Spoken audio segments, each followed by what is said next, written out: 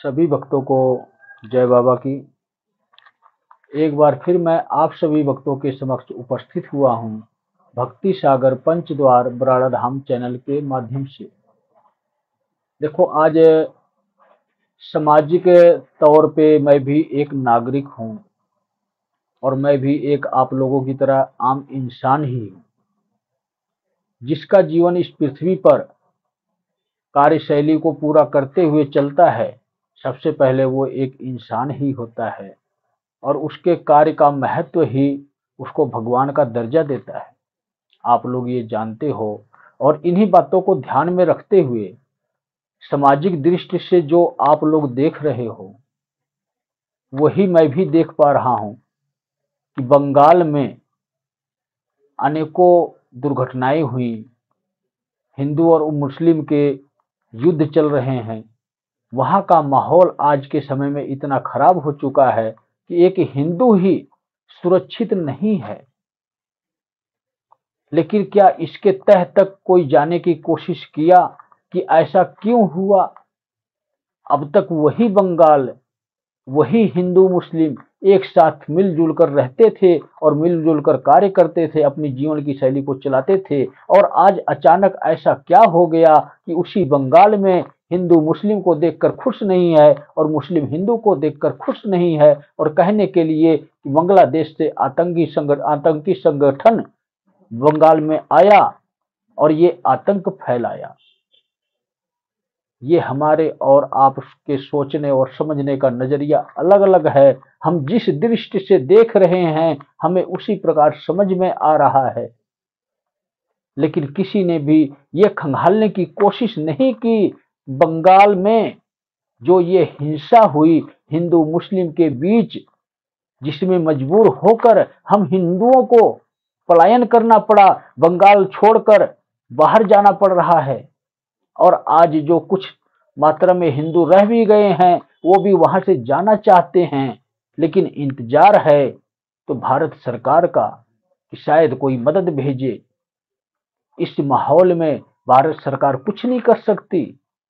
प्रशासन की शक्ति हो जाएगी, सबके लिए मुश्किलें बढ़ जाएंगी। लेकिन क्या आप लोग ये देख पा रहे हो ये हिंसा क्यों हुई, किन कारणों से हुई? जो श्रेष्ठ धर्म है हिंदू धर्म, सत्य सनातन धर्म, जब इसी धर्म में पाखंड रचने वाले लोग पैदा होते हैं, धर्म विरोधी बातें करते हैं, एक कट्टरता समाज में फैलाते हैं, तब ही इस प्रकार की दुर्घटनाएं होती हैं। और आज वही वक्फ बोर्ड एक माध्यम बनाया गया हिंसा करवाने के लिए। हमारे हिंदुओं में से भी कुछ लोग सम्मिलित हैं इस हिंसा करवाने के लिए, क्योंकि आप लोग जानते हो लोगों का स्वार्थ छिपा होता है। लेकिन बंगाल में जो हुआ बहुत ही अनुचित हुआ। कितने लोग मारे गए, कितने लोग बेघर हुए, क्यों हुए? सिर्फ यही वक्फ बोर्ड को खत्म किया जाए, सनातन बोर्ड को ले आया जाए और इस देश को हिंदू राष्ट्र बनाया जाए, यही कारण है। हम और आपके बीच में दूरियां पैदा की गई हैं, ये सोची समझी साजिश है। इसीलिए मैं बार बार कहता हूं, हमें जाति और धर्म के नाम पर कभी नहीं बंटना चाहिए।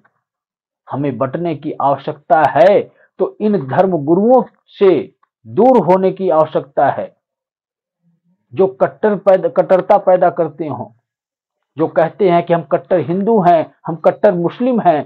इन लोगों से दूरी बनानी चाहिए। इसके बजाय हम परमात्मा से नजदीकियां बनाएं तो ज्यादा बेहतर होगा।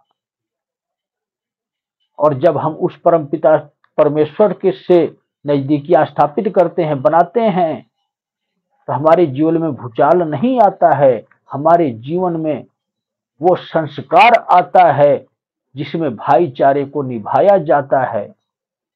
और जब तक भाईचारा नहीं होगा तब तक कभी भी कोई सुखी नहीं रह सकता। तो अभी तो बंगाल की दुर्घटना आप लोगों के लिए एक सबब है, एक सीख है कि आप कौन से मार्ग पर चलोगे। इन धर्म गुरुओं के कहने की वजह से गली में, मोहल्ले में, गलियों में निकलोगे एक कट्टर हिंदू बनकर, या एक सनातनी जो शांत स्वभाव का इंसान हो, इंसान बनकर। अगर आप इंसान बनकर निकलोगे तो वही मुस्लिम, वही अन्य धर्म के लोग आपको गले लगाएंगे, आपको मान और सम्मान देंगे। लेकिन अगर आप कट्टर हिंदू बनकर निकलोगे तो वही मुस्लिम आपका संहार करेंगे। और ये प्रक्रिया बंगाल से शुरू हुई है, अब दूसरा नंबर यूपी का है और तीसरा नंबर एमपी का है। इसी प्रकार ही पूरे देश में फैलेगी और उसी प्रकार ही पूरे विश्व में फैलेगी। जब ये पूरे विश्व में क्रांति फैलेगी तो नरसंहार के बाद अमन और शांति आएगी, क्योंकि सभी विधर्मी और अधर्मी नष्ट किए जा चुके होंगे। सोच और समझ कर अपना कदम उठाओ और धर्म को आगे बढ़ाओ। सिर्फ इतना याद रखो कि सत्य सनातन धर्म ही एक श्रेष्ठ धर्म है और इस धर्म की संरचना स्वयं शिव किए हैं। अन्य जितने धर्म हैं एक समुदाय हैं, इसी के एक अभिन्न अंग हैं जो परमात्मा तक लेकर जाते हैं। तो जो अभिन्न अंग हैं उन अंगों की कीमत को समझो और इस देश में रहने वाले, चाहे हिंदू हो, चाहे सिख हो, मुस्लिम हो या फिर ईसाई हो, सभी एक हैं। परिवार बढ़ता है, मतभेद होते हैं, लेकिन उस मतभेद में जो रहस्य छिपा हुआ है उसको देखने की कोशिश करो कि इस मतभेद को पैदा कौन कर रहा है। कौन से ऐसे धर्म गुरु हैं, कौन से ऐसे मौलवी हैं, कौन से ऐसे सिख धर्म के अनुयायी हैं, कौन से ऐसे बौद्ध धर्म के अनुयायी हैं।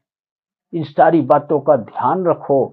सिर्फ इतना याद रखो कि हमें अल्लाह के पास, हमें ईश्वर के पास, हमें भगवान के पास जाने के लिए किसी धर्म गुरु की आवश्यकता नहीं है। हमें आवश्यकता है तो शिव को स्वीकार करने की आवश्यकता है और अपने धर्मों के अनुसार उस अल्लाह को, उस वाहे गुरु को, उस परमपिता परमेश्वर को पाने की आवश्यकता है। और वो हमें अपने स्वयं के घर में, स्वयं के मन के मंदिर के अंदर ही मिलेंगे।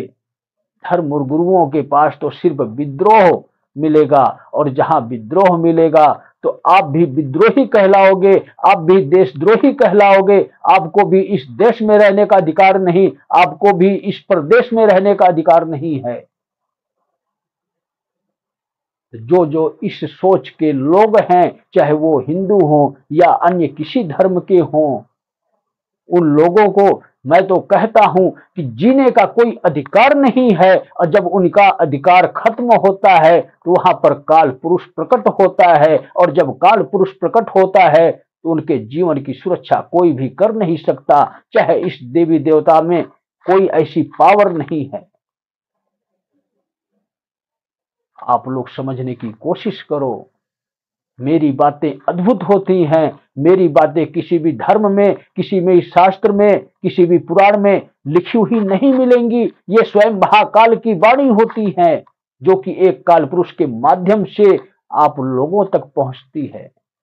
इसीलिए आप लोग कहते हो कि इनकी तो वाणी किसी से भी मैच नहीं खाती है। किसी भी धर्म शास्त्र को उठाकर इन्होंने देखा नहीं और ऐसी अद्भुत बातें करते हैं जो हमारे लिए अविश्वसनीय है, जिस पर विश्वास करना असंभव है।